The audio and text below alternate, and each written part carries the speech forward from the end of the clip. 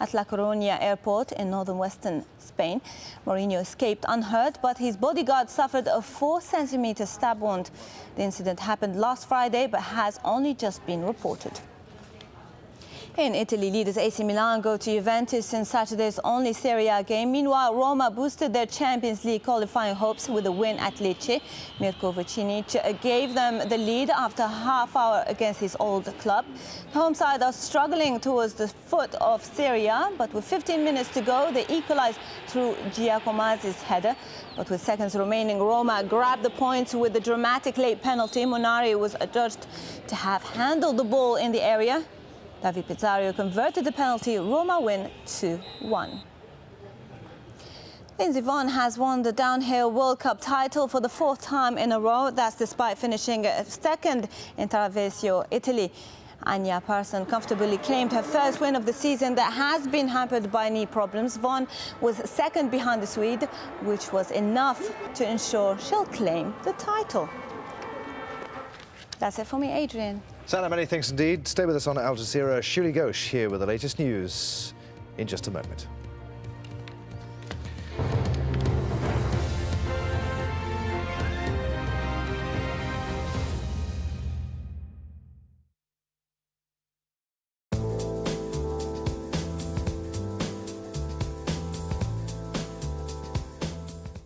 Hello there, we've got some very disturbed weather to come across northern parts of Australia over the next couple of days. Big clutch of thunderheads just appearing into that western side of Queensland. I think there is a real risk of some flooding to come here over the next few days. Then you can see how heavy our rainfall chart shows up across this particular part of Queensland. Heavy showers too, nasty little circulation up towards the Gulf of Carpentaria. Follow these winds round into the southeastern corner. Well, Adelaide will see temperatures getting up to 37 Celsius. Some very hot weather down here. High pressure in charge for southeastern parts of Australia. Over to the west, it is largely dry, but a little line of shower cloud again just pushing its way towards western parts of South Australia as we move into the early part of next week. Still a chance of some wetter weather to come here. Touch cooler as the rain edges its way towards Adelaide, 31 Celsius by this stage.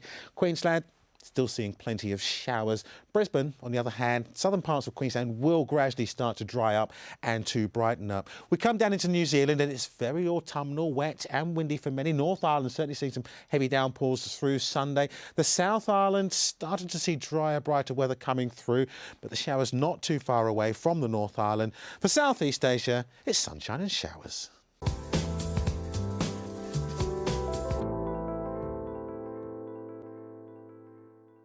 He's taken stolen goods and he's now dumping them onto the world without any sort of consideration for consequences. From people making the news. If the North will be saved a lot of trouble, I think it is important that they should come together. To those it affects. We do accept that there was very bad mistakes made in our banking area. Behind the headlines. Most South Koreans are not interested in unification. Is the inside story. At this time on Al Jazeera. It is in the details, a look, a connection, the moments that reveal the truth. Witness documentaries to open your eyes. At this time on Al Jazeera.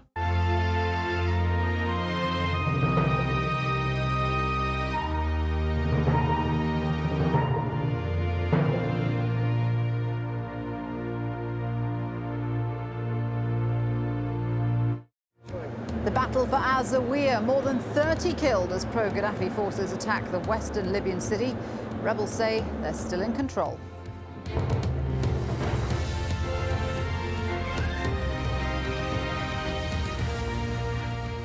Hello, I'm Shuli Ghosh. You're watching Al Jazeera live from Doha. Also on the programme, armed groups are on the move after taking the oil town of Ras Lanuf from the government hands. The turmoil continues in Egypt, where protesters have occupied state security buildings to protect evidence of human rights abuse.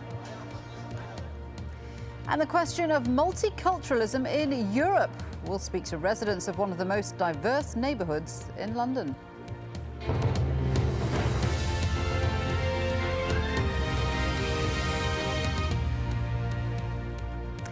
We begin in Libya, where there's been a fresh wave of fighting. Forces loyal to Muammar Gaddafi have been launching widespread offensives on key cities.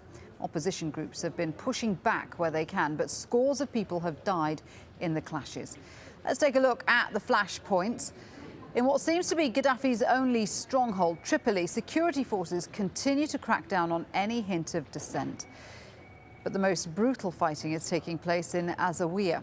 Getting reports there of heavy shelling by government forces on the western town. It comes after armed opposition groups drove them out in fierce fighting earlier on Saturday. At least 30 people are thought to have been killed. Now, further east, armed groups are on the move after taking the oil town of Ras Lanuf from government hands. And in Benghazi, where the uprising began, over 17 people died when an ammunition depot exploded. Opposition fighters say pro-Gaddafi forces attacked the store. Lawrence Lee takes a look now at the ongoing battle for Libya. One of the big debates during this conflict has been to do with the strength of the Libyan army, and pictures like this have been rare.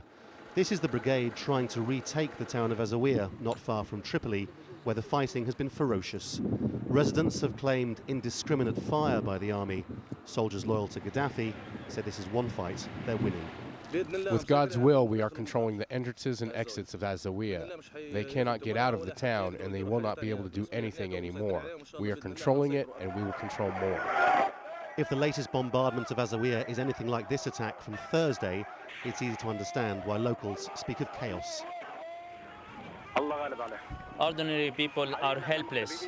We are taking refuge in our buildings.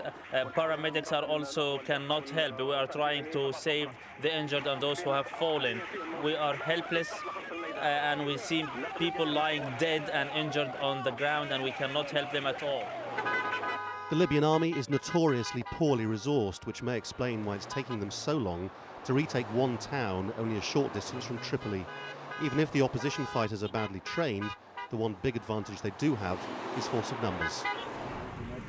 The rebels, for instance, say they've taken Ras Lanuf and are on the march towards Gaddafi's hometown of Sirte.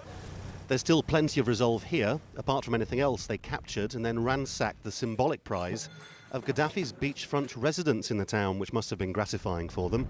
But more importantly than that, Ras Lanuf has oil, lots and lots of it. At the beginning there, you see from here up to 10 kilometers, the port, the oil seaport, that's for exporting oil. You see, Ras Lanuf, that's the biggest in Libya here. And Brega, further east, also still seems to be out of Gaddafi's control. Two things are becoming clear.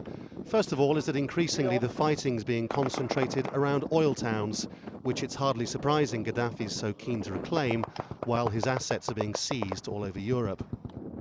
His forces are also keen to destroy arms dumps in the hands of rebels. This one went up in flames in Benghazi, although it's not clear how. More than a dozen were killed, the funerals demonstrating once again how united Benghazi is against the government in Tripoli. The other development is that it's clear the fighting's becoming harder, and all the reports from the frontline towns suggest more people being